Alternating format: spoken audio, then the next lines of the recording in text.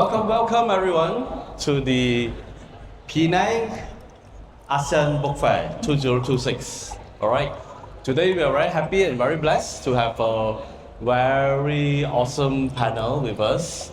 All boss, pegara, advisor, icon negara. Kita sungguh betul lah. Alright, so the thing is that let me share a little bit about this show, about the One Talk Show. The One Talk Show has been a show that has been doing for the last 5 years in the Kuala Lumpur International Book Fair. And this year is the first year that we're doing it in the Penang ASEAN Book Fair. Alright?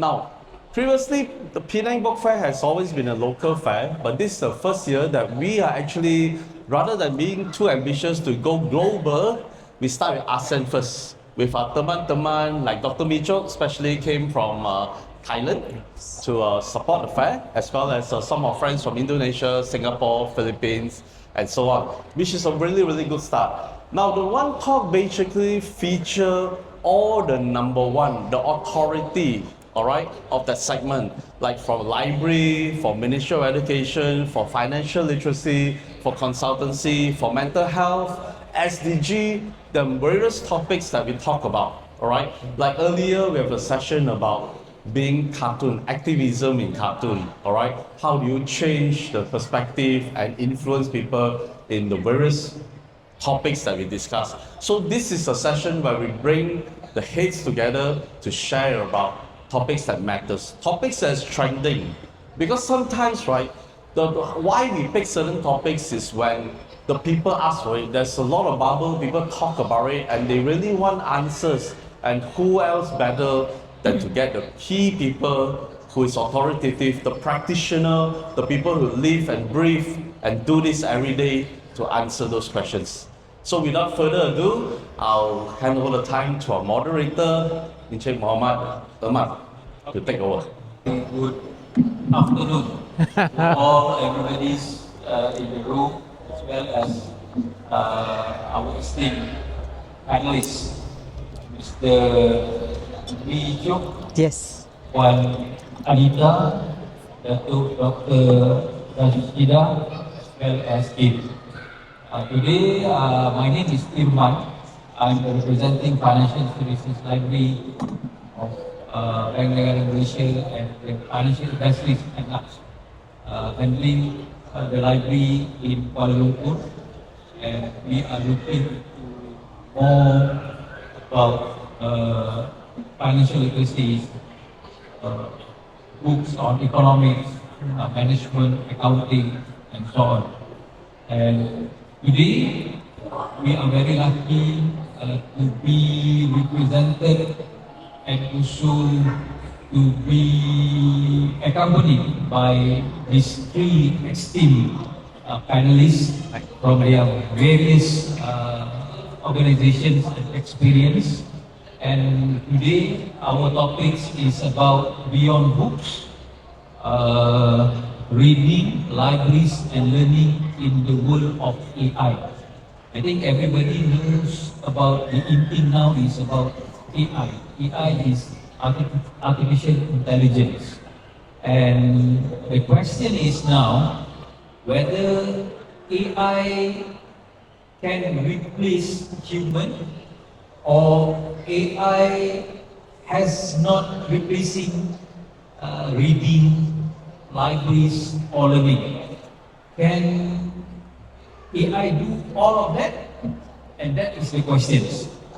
And we are now looking into whether AI or books is still relevant, and how can the policymakers from MOE, from Pustaka Sarawak, from international education companies, whether how AI is shaping the world now. And we are esteemed actually to host this talk. And without further ado, I would like to give few minutes or 1 minute to every respective panel to introduce themselves, a brief introduction. Yes. Your expertise and what are your your implications towards your profession and about this topic. Please, Mr. Major. Okay, thank you very much. So first of all, I would like to talk a bit about myself. My name is Micho Thong Sawai. Actually, I work in the publishing industry almost 30 years. And at that journey, working with the international publishers, I also have a chance to more focus in the education sector. Means I start my career with selling book, and at the end, I just feeling that selling book cannot change the things because when we deliver only book, we do nothing. So far, we also moving forward into other area, such at this moment, we are the one who do learning resources to supply to the school. And further on, we do curriculum. We also work closely with Cambridge, and we are Cambridge Associate in Thailand. Therefore, in our education system right now, especially for the school in Thailand, even we follow national curriculum, but a lot of them would like to level up the standard of education. Therefore, our government allow the school to open the special class for those who are ready to move forward. Therefore, they can use British curriculum in the school, integrated with national curriculum. And the third pillar that I work for is the exam services, because for everything's about the standard, the assessment, I feel that it is very important because whatever we learn, whatever we do, we would like to know the success, and we need to have what we call is the standard assessment. Therefore, for exam service, we work closely with Ministry of Education. A few years back, we together with the MOE launched CEFR in the country. Therefore, we are talking about the standard of the English proficiencies. And our company, our C8 Academy, we help them to operate. And the baseline, we test the teacher, we do the placement baseline for 14,000 teachers in the country before the government they set the policy and the budget, talking about the level of CEFR for both teachers and students.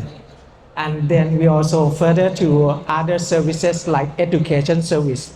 We are looking for collaborations and give the opportunities for school, the management, the teachers, including students, of course, network with other friends in other countries, such Malaysia, UK, and several places.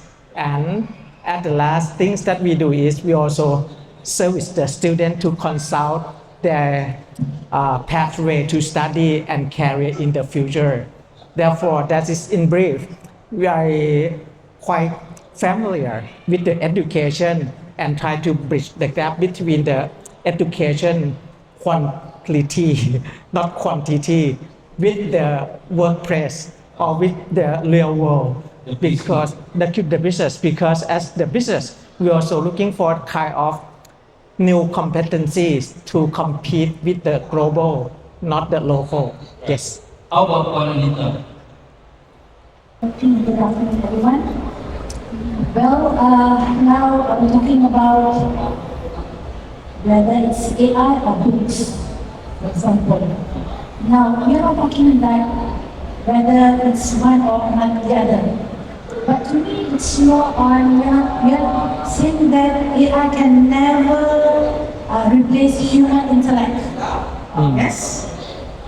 AI can only assist, right? It's there to make sure that human can be more, for example, in terms of more in deciding on a certain thing, maybe by using our critical and creative minds, we'll become better human beings. Of course, when I talk about books, books are there, but then again, books can help us also to make sure, because when we talk about the foundation of learning, it has to be books.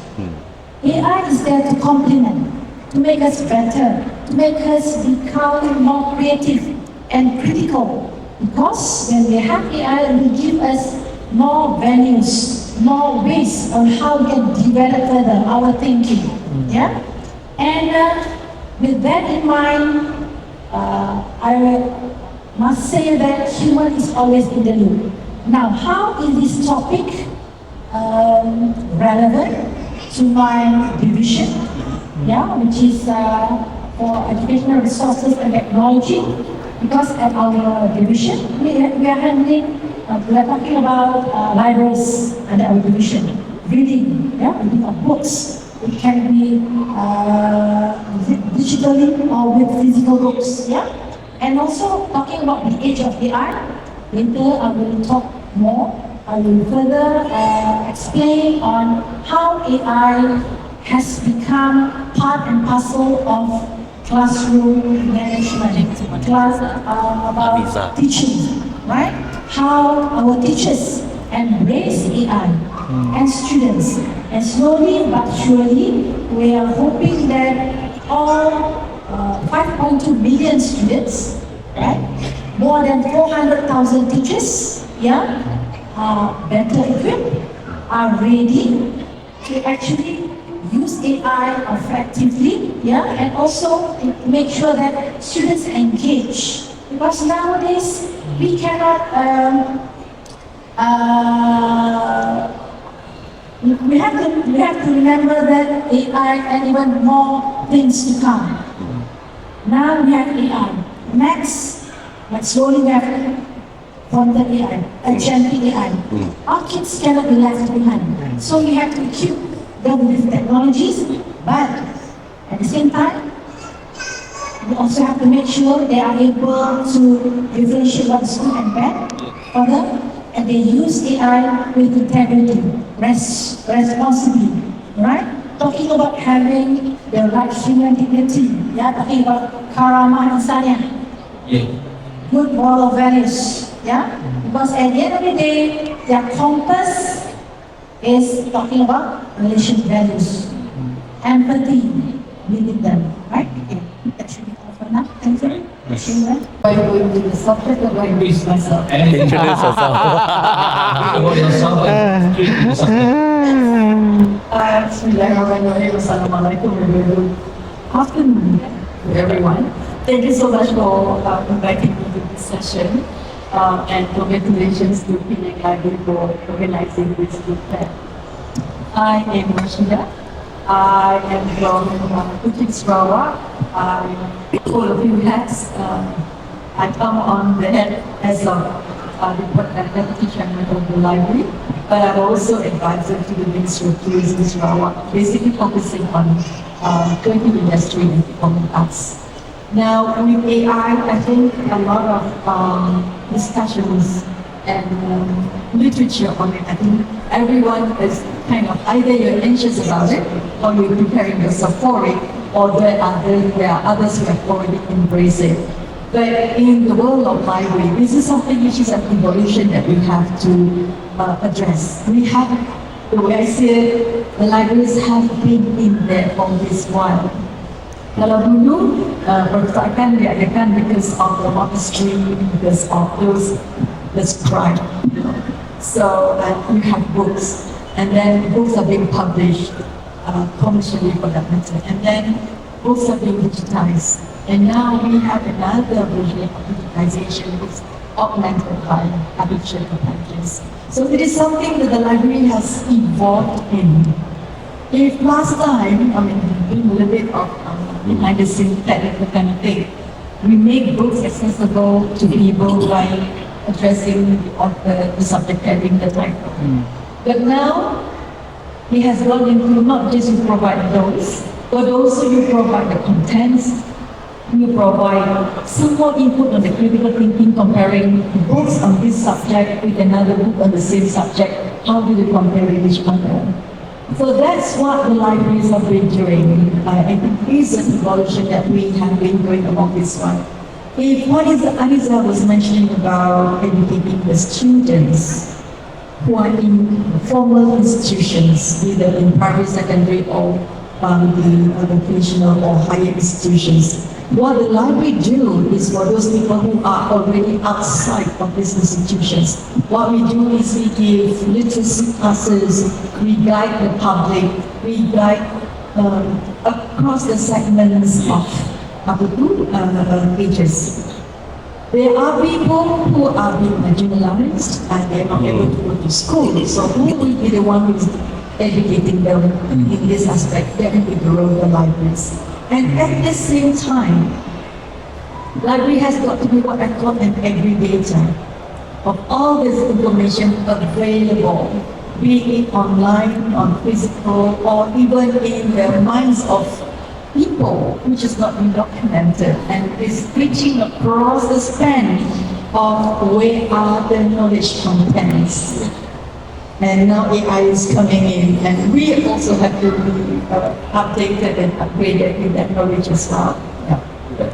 Looking into libraries, reading, maybe if you want to Okay, expose something. maybe I want to introduce you guys. You guys are so humble. Actually, this panel doesn't exist. All of you are really good. So let me share straight to the point.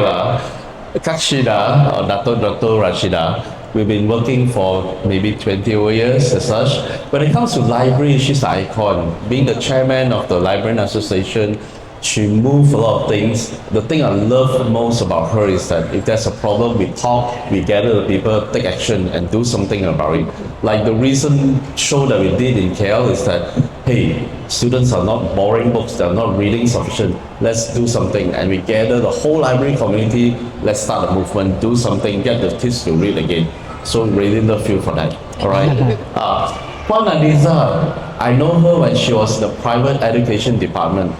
All international schools report to her. She knows local, she knows international, and now she's the BSCP director.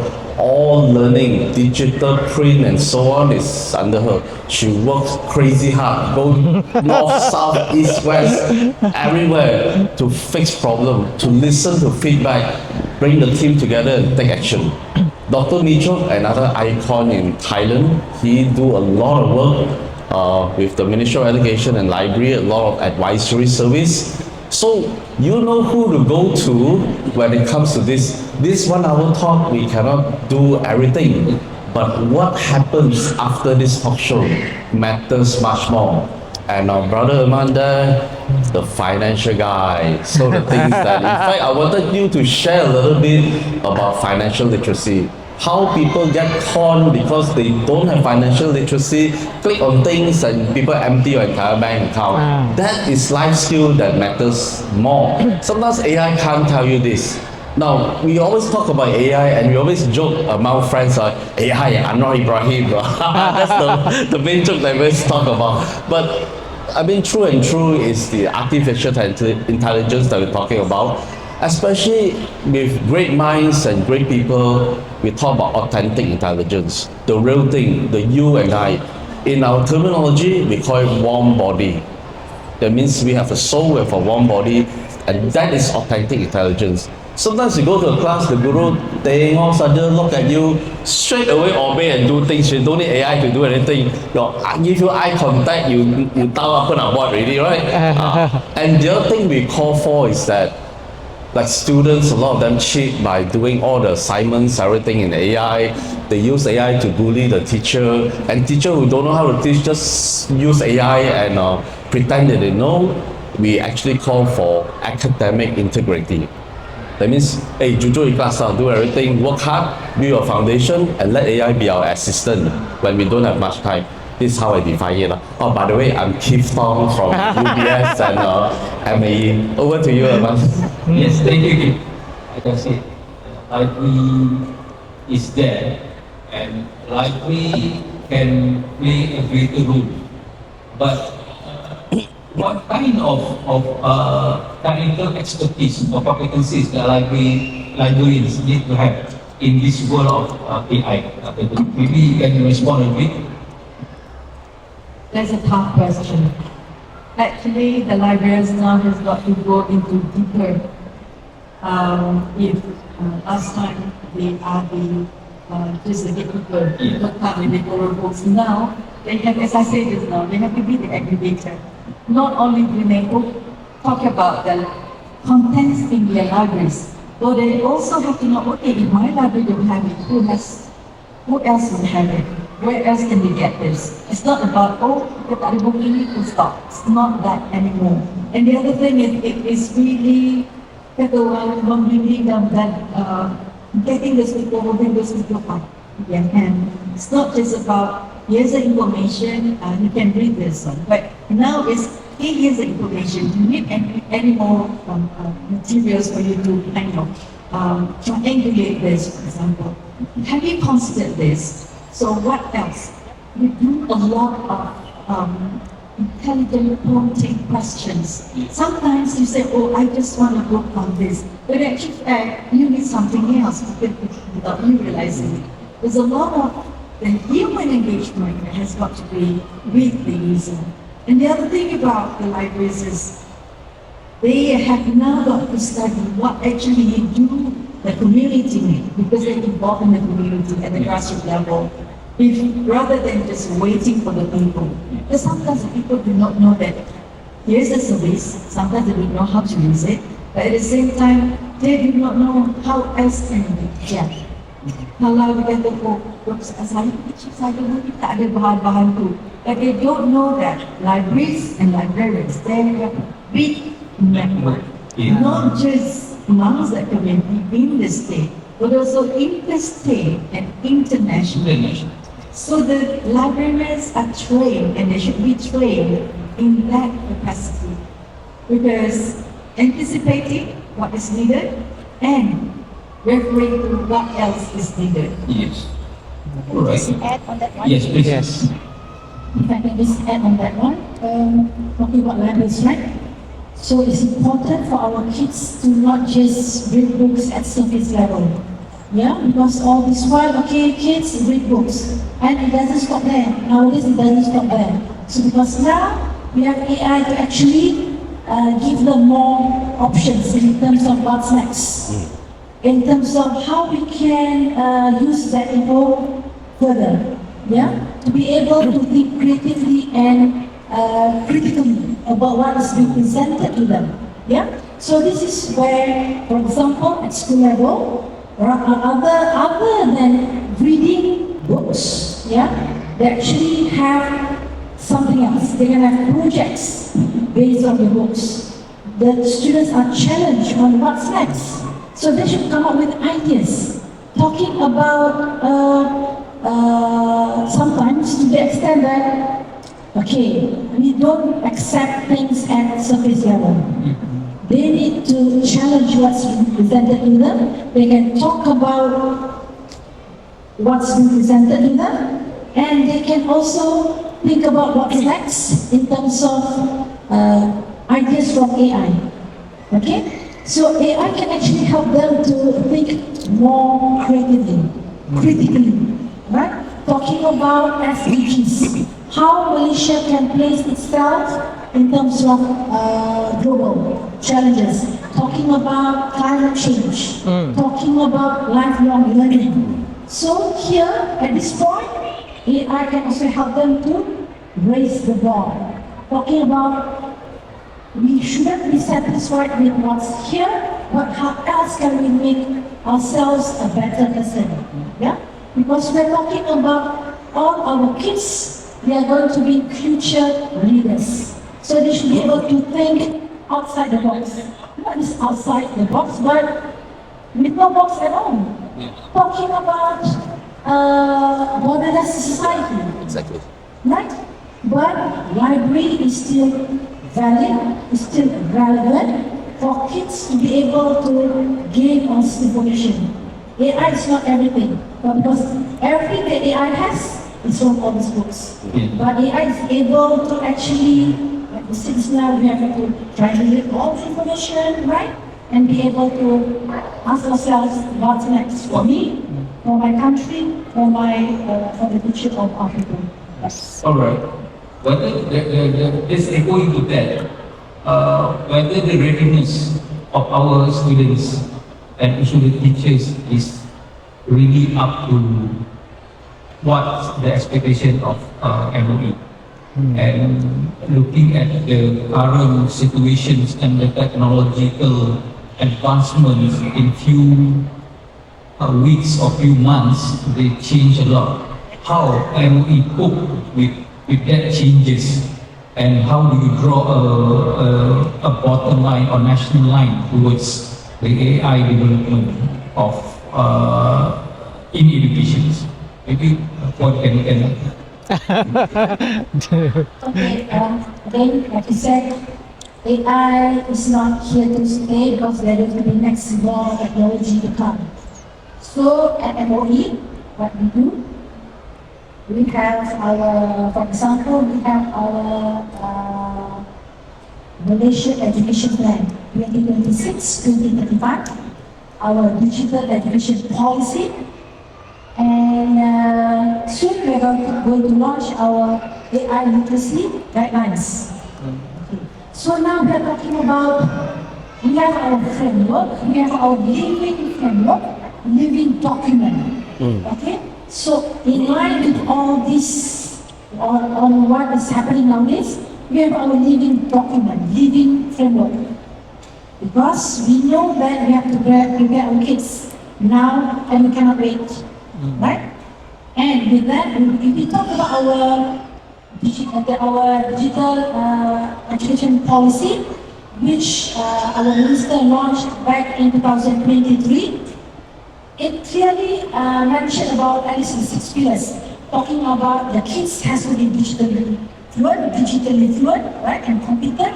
The teachers, the school leaders, okay, we must have a good digital content, and also talking about our strategic partners, as well as getting the right infra for making things happen, right? Now, even for our Malaysia Education Plan 2026-2035, we also have a subject which is called technology and digital, which we will implement next year, yeah? From 1 and 1.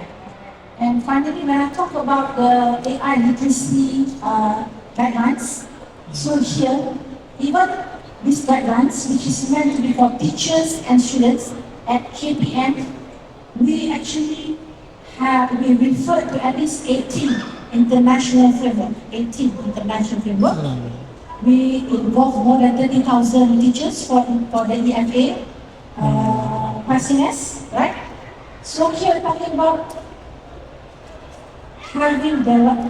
we have our guidelines, we have our framework, okay, which complements, right? Because this is all important because we want our students, especially, and the teachers be guided. In this era of AI, there should be certain guidelines, certain guidance for the teachers and students to bear in mind and to always refer to while in the classroom, while they're doing the teaching, and while the students are doing their learning, which they have to be there, which has to be there at the back of their mind. Everything has to be used with integrity, with responsibility, right? And also with human kindness, empathy, right? So here, again, at MOE, we don't just sit and, okay, now we have AI. No. What we do, we have our guidelines, we have our policy, right, to make sure that we're always ahead, if not on par with what all this technology has to offer, right? Again, when we talk about trainings for teachers, more than 50% of our teachers, talking about more than 200,000 of our teachers, they have access to AI tools on our digital learning platform, which is called Delima, and they are using all these AI tools to make sure that their learning the teaching is effective, right? And what about the kids? They know. You can look at that corner of this hall. The kids are being very attentive. They are using this technology. For example, this morning they had these Canva activities, right now, and also on Delima. So our kids, if we give them the technology, they will be very creative, right? And in bahasa we call it, mereka akan berkarya, kreatif, ya? Yes. In terms of using this technology. Okay. For corporate involvement in the corporate world, Yes. looking into the current generations, they are like to summarize things without having a deep reading or more critical, just a summarize of things and they make a decision. My question is, how will human skill be developed by using AI? Yes. In the real corporate world, do deep reading still and critical thinking still important? Yes. In your perspective? I think thank you for the questions, and I just would like to focus the issues that when we discuss informally, we are trying to say that the new generation is not easy to cope with or to work with them because of their expectation, their experience is totally different from us. And when we're talking about AI, many times we're talking AI, but we never specific in which dimension or which perspective. I have an experience when I have the process of recruitment to get the new colleagues or new staff. Of course, we ask them for the document, resume, CV, and portfolio.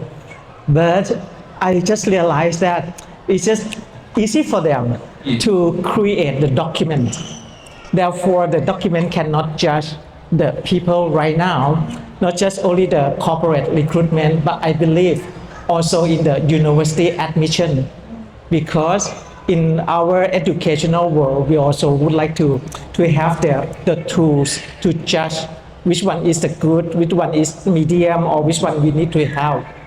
Therefore, I do believe we need to very literate with the AI, really understand how to use it. Therefore, my solution at that time is I just try to interview, try to talk to them, everybody that just submit the application to me, because I cannot judge them from the portfolio at all. I do not believe them. So that is the way that I would love to say that I would like to test what deep reading.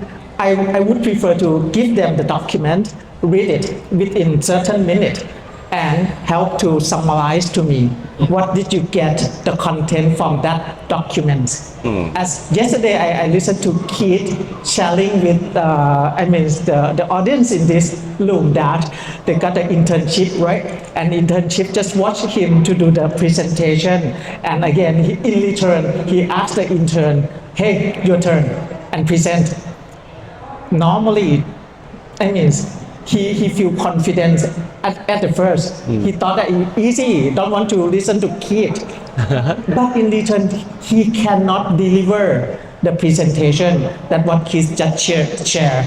I feel the same thing, and I just realized the same situation. That is one of the in the term of the corporation. But one of the questions that I always question them: do you use AI? Do you familiar with the AI? And what is the way that you are using AI in your daily life? Because I would like to understand them. How do they integrated AI with their life? That is part of the professional. Yes. However, I would like to touch one part of the librarians. I just would like to say frankly about my experience when I visit. When I visit the library, when I was young, I feel that librarian is like boring. Just sit in the library and just not smiling and just very strict by the regulation. You have to come here and ask them where is the book, and like that they're very conservative. Therefore, when you touch about the question of how about the competency of the librarian like now, I think it's totally changed. Because when I have chance to visit the library in the school or the universities, or even I visit few international school in Penang, I feel different. The library lively. They have the corner. They have the space for the students to come there and do activities. And the librarian is so lively. I mean, interact with them. Therefore, I think that is one of my setting that I have. I totally changed for the librarians in the new era. And I don't know about the digital literacy, but I do believe they know how to use AI, because they have to. I mean, one of the KPI for the librarian is how can engage the student in the libraries and what is the activities done. Therefore, I think that one is now it's really challenged from my opinion. So for me, I was once the chairman of the Council of State Library Directors. At that point of time, we have to say whether we have to survive or we'll be erased. That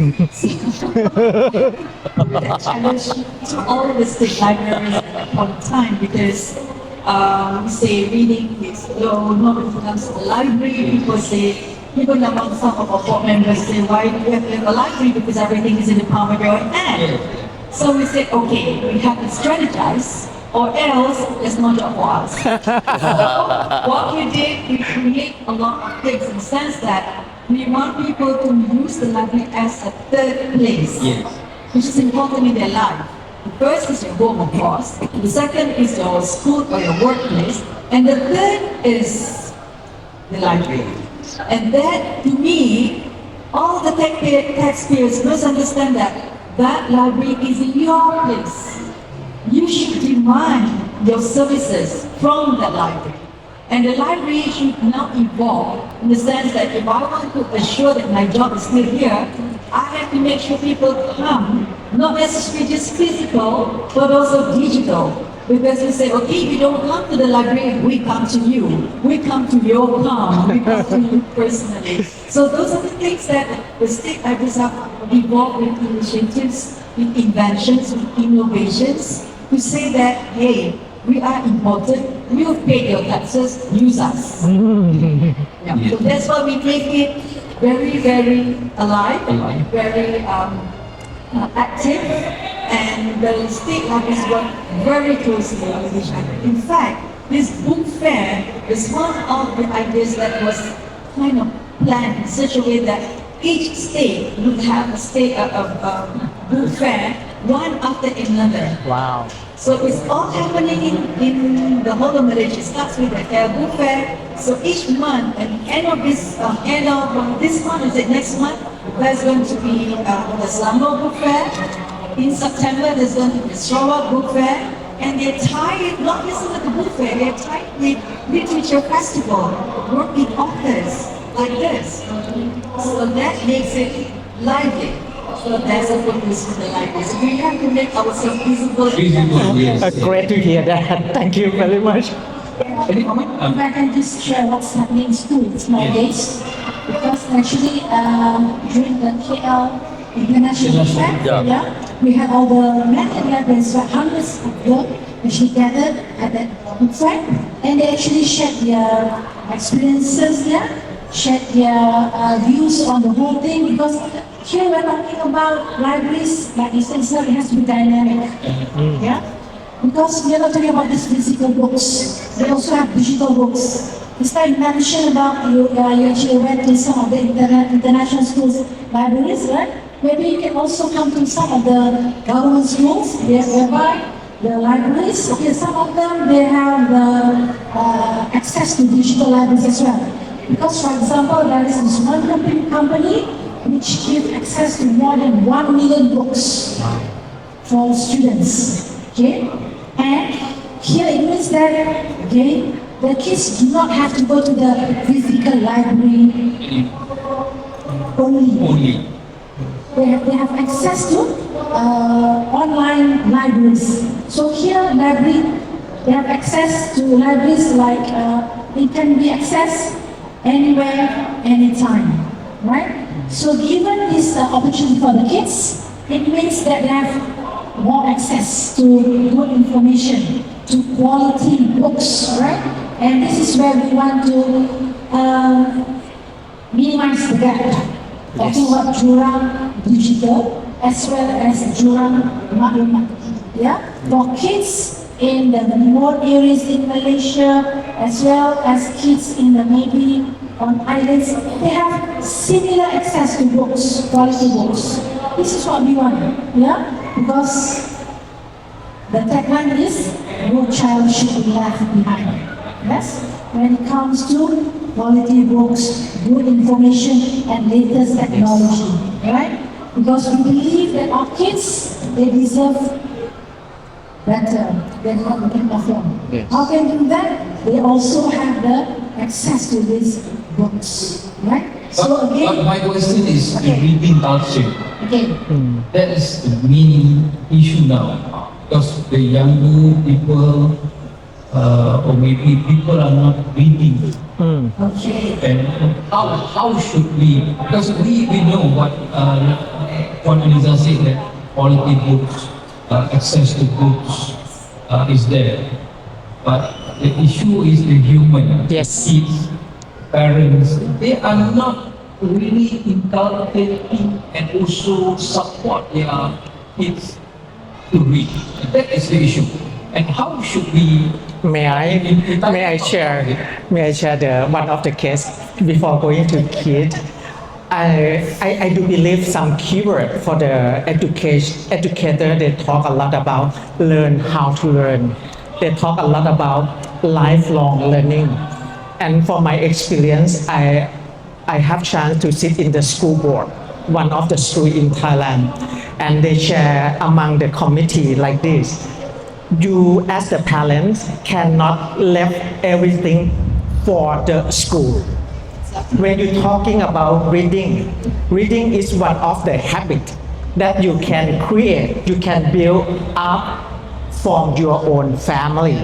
Therefore, that's you saying that we have to take care of children together between school and parents. Therefore, they assign the parents, they have the parents classes and they share with the parents that you have to do storytelling with your kid every night. Then when you come back to the school, you just share the video clip with us and we award for your contribution. That is one of the things that, okay, I have no kid, but I think that is only one of the way, not just everything, that the parents, the family is very, very important to train them. The second part that I would love to touch about the learning resources that they change right now. We would love to bring the word together, digital and physical, to be like digital, because physical is the real book. Digital right now, you might see like a children book with the talking pen to help the children, but please not let your child play with the digital alone when they are still very young. You should be one of them in the process of the reading to guide them. That I would love to say that reading is not about kill the time, but it's the way to build their brain up. And very word that I heard from this panel is critical thinking. We talk a lot about critical thinking. The question is, how can we question them critically? Then that is very challenging. And I just would like to share that we need to grow together with our child. We have the one who need to build their habit up, and try not let everything for the librarians and the school. So the teacher is just part of the process, not the whole process. I'd like to share one initiative that we have at the state of Sarawak. We realized what Paneza mentioned about all the infrastructure and all that is very well and fine, especially in a developed state. But Sarawak, because of the geographical barriers that we have, a lot of our people are marginalized. I still have. And our reading literacy, kalau literacy level kat Malaysia is about 19 plus. In Sarawak, it could be about 18 plus. It's just because of these barriers. So what we did was, and I totally agree with Dr. Mitchell there, parents play a very, very important role. Jangan tunggu dah nak hantar sekolah, nanti cikgu mengajar dia lah. No. Parents are the first teacher. So what we did at the state, we created a library, created one product, because we saw the gaps in the reading, we saw the gaps in achievement, we saw the gaps in literacy. So we created one kit. We call it reading seeds. Basically, it's planting reading seeds. But this kit is for newborn babies. Dari umur 0 sampai 36 bulan or beyond. And each of these kit will be given to setiap anak yang baru dilahir di hospital. So in a year, Sarawak melahirkan 35,000 babies. So we produce at least 10% of that. So what we did was we worked together with Jabatan Kesihatan, klinik ibu dan anak. We go to the clinic, kita cari mana ibu-ibu yang mengandung, kita work with the clinic and then we give this kit. And Kerajaan Sarawak memberi endowment kepada setiap anak yang dilahirkan. So when the parents, kalau kita miss the parents at the clinic, we go to the ministry and bagi duit tu kepada anak-anak kepada ibu, we give it to the parents over there. So we have a code kat situ that you can register. What we would like to follow through is in what we call it a long period of study, whether there are any impact of this, giving this reading stick to the mother. Would there be an impact on the child when the child goes to school? In that kit alone, we also have some tools that can help the parents to see and gauge the development of the child. If the child has any at a certain stage or months of development, there are some learning issues. We can catch it fast. So we can do early intervention. And then kalau dia ada autistic, dyslexia, all that, then we have another intervention center where parents can send these children to that center so that they can ada intervention sebelum dia pergi ke sekolah. So it is well thought of, not just providing the kids. We work with Jabatan Kesihatan and then we train the parents, we train the nurses. Just have to ask one question. Ada tak baca anak kepada anak ini for this month, for example? That is and he has got to start from the parents. Comes up from Sarawak Education Department or the state, right? Because what we do at MOE, because when the kids go to elementary sekolah tadi, parents, right? 6 years old, 6 months, right? So we have this reading program. It is called Membaca Bersama. That's number one, because we encourage parents, teachers to read with the child. That's number one.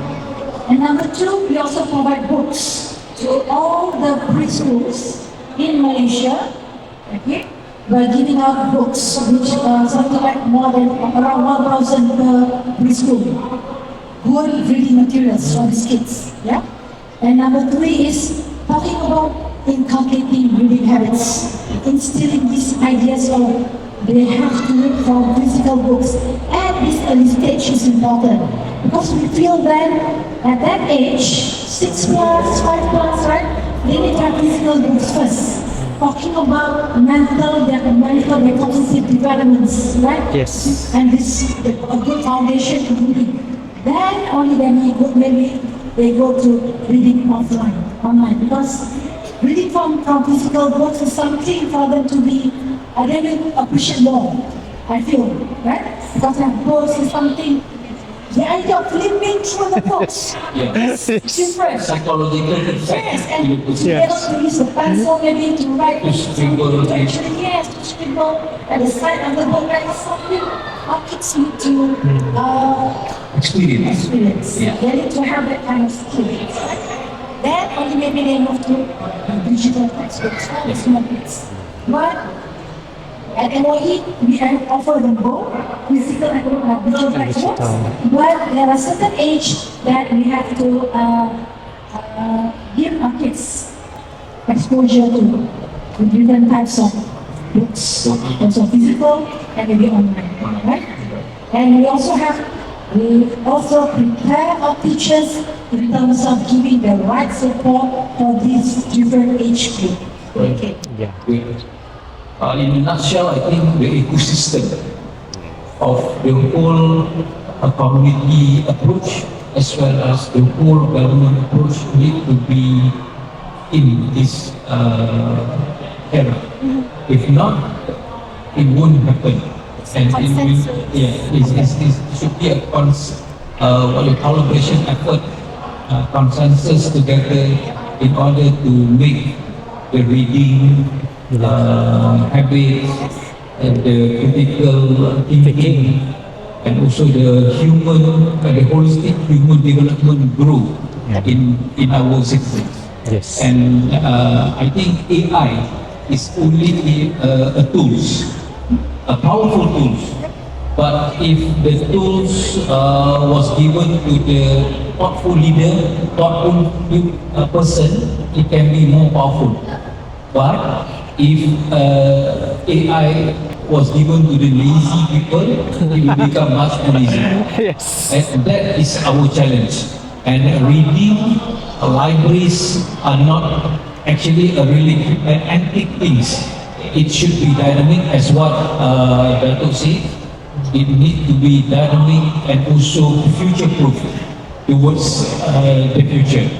And I think we are putting AI into the elements in order to amplify and also to broaden the perspective of knowledge, the application of from books to applications, the knowledge from shelf to applications. That's what we need to do, and we need to really look it seriously. And maybe give last word. You want to? Okay, I want to chip in something. Actually, the thing is that all of you are doing a lot of things, and I'm actually very glad that something that you started, a spark, leads to a fire and so. Like Pustaka Negeri, you started from 0 to 4 years old. Now, one good thing is a lot of people learn with visual, all right? But Pustaka Negeri actually they have tactile. They have what I call it, audio. They're using more of the senses because God gave us all these senses, and many times you only use one. But your package actually do so many things. And you look at the baby, you look at the mother may be suffering depression after giving the baby, so tired, and the further not helping out some more. So these are those things they're looking at. And you form collaboration with human collaboration. You bring together librarians, you bring together MOE officers, you bring a team of doctors together. This is the human intelligence and collaboration that they work with every day. And then you have proceeded from 0 to 4 years old, now you did 5 to 8 years old. So you grow with them, you hold their hand as we go along. Now with BSTP, actually now we are looking at the role of AI in personalization. So sometimes the kid read the book, I bukan hero, every time everybody hero, where is me, my brother, my sister and stuff like that. So now we are trialing out in some of the schools where you command the book, where I said, oh, me and my sister Rashida is going to Zoom. So the whole book will be created based on the graphics that I want, the sound that I want, the narrator that I want, the storyline that I want, and we are the heroes of the book. That's why it gives them the kind of personalization that is worth my time reading, because I am part of it, alright?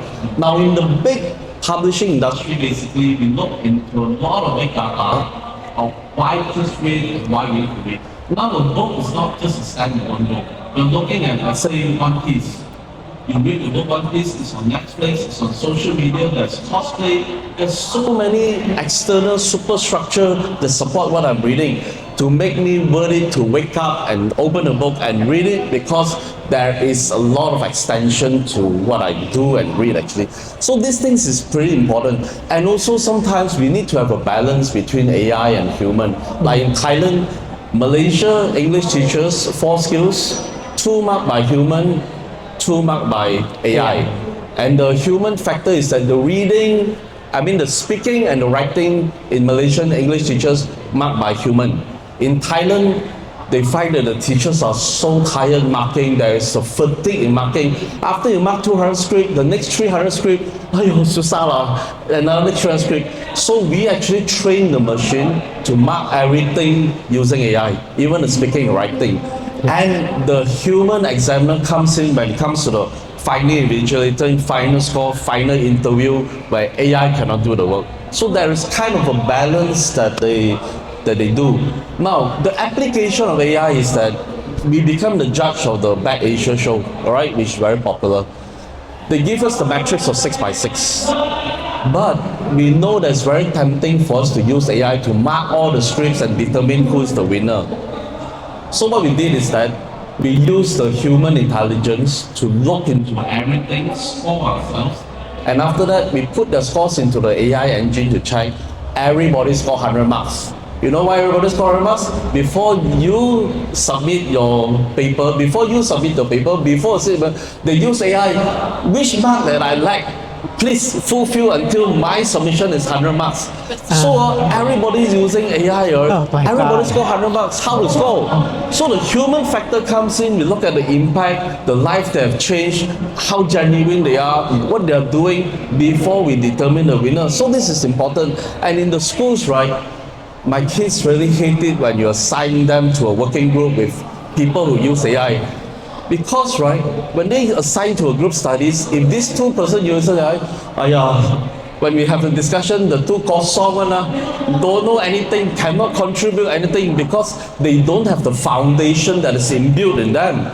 So what is important is like for all of us, right, good old school, we have the foundation, the model inside, everything built kuko, and we see whether AI did the right work or not. You be my assistant, but I am still the boss, I make the final decision. Yes. So we believe this thing really, really matters. Now in the employability world that Dr. Mitchell was asking is such, like say in the banks, alright, they actually need to hire 50 new managers, but 2,000 people apply. And there are 25 managers interviewing. What they do? They use AI to sift through the 2,000 applicants, shortlist to 200, and the 200, the human intelligence come in because I like the face, I like the style. This is so bubbly, and I really love her. People will buy from me when I engage this as a manager, or that guy is so helpful. That's where the human comes in, and we can never fail to be human. So just a sharing of personal experience as such. So what we do is that short liner before you close, and we close with you. Yeah. One word from the book. Parents, please read to your children. Raise your children's readers, and you're going to be grandparents. Read to your grandchildren as well. Okay. Thank you. One. Okay, for me, when we talk about AI, again, AI is not everything, right? Teachers are still central in the classroom because AI doesn't have the soul, right? Teachers have the soul, and teachers know what's best for the kids because we have teachers that have emotions and empathy, which AI doesn't have. Okay? AI will never replace teachers in the classroom. They are still central. So I hope that teachers will engage in AI only in terms of how AI can help students to be more creative. But at the end of the day, teachers will play the main role in the classroom. Yes, I just would like to say that please being human, please value the humanities. And for the educator, for the teachers, well-being is really really important. And please interact with your child and allow them have the chance to be with the people. Yes. Thank you very much for the last note from Dr. Mechuk, and please join me, everybody, to thank all these esteemed panelists for their sharing, their experience, and their proposals to us. Maybe it can be implemented in any ways, and please equip the ecosystem of reading, libraries, AI into one ecosystem that work together in order to bring our nation forward and also to make our country more prosperous and also more better for the country and so forth. Thank you very much. Hey, round of applause to the panel.